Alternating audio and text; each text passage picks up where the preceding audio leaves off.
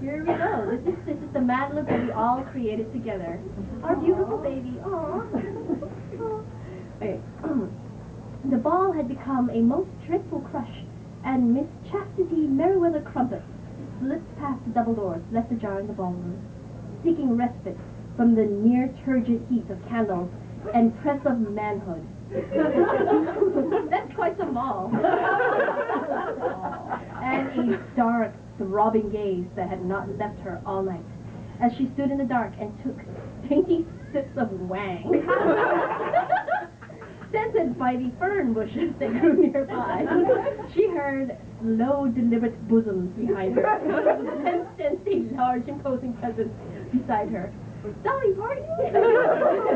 That was me. That was not actually part of the Mad Lib, although that would have been pretty amusing. Anyway, the devil had found her, it seems, despite her best efforts at escaping him.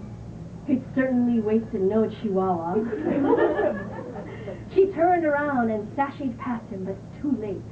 His arm wrapped around her toe, and she gave a brief shriek of confusion when she felt herself being hauled unceremoniously against a very insouciant, very perspicacious body. But the cry was swallowed when a hard, sensual mouth sealed itself against hers. She struggled briefly in his grasp, but the tasty assault soon overcame her delicate senses. Peaches raced through her blood, and alligators ran up and down her elephant.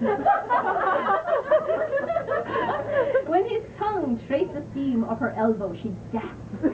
He took advantage of her open mouth and slipped in. His tongue proceeded to flicker and caress her in the most provocative way, and before she quite knew what had come over her, her spleen joined in the love play,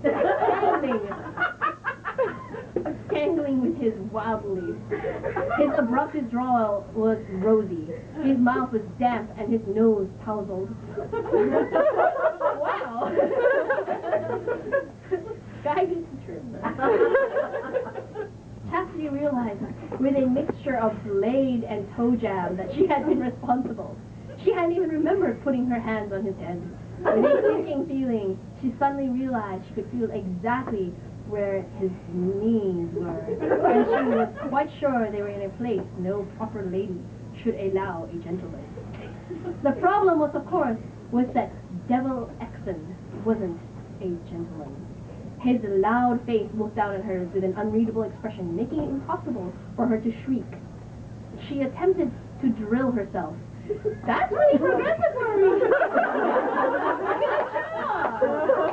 So she attempted to drill herself and said, "Zounds, sir, I'm sure I shouldn't be allowing you to take such meaty hammers." Because she's clearly taking them to herself. His arms instantly tightened around her. "Chastity, my gallbladder. Surely you did not think I could view your furtive attempt to leave as anything other than an invitation," he drawled.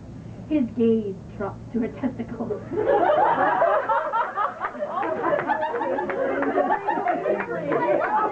This is why she's trying to drill herself.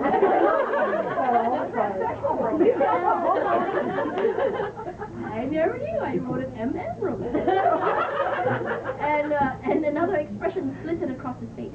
"And given the way you spit, I hardly think you're a stranger to these sorts of assignations."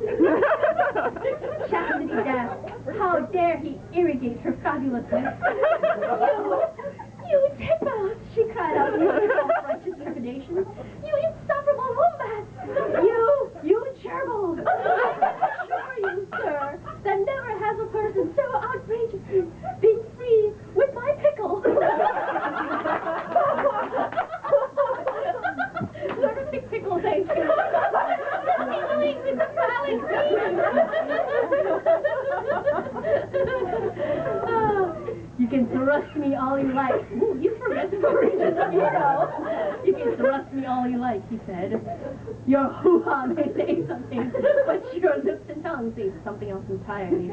Chastity's shriek, this time of embarrassment, was once again cut off by the devil clamping his chin over hers. Anyway,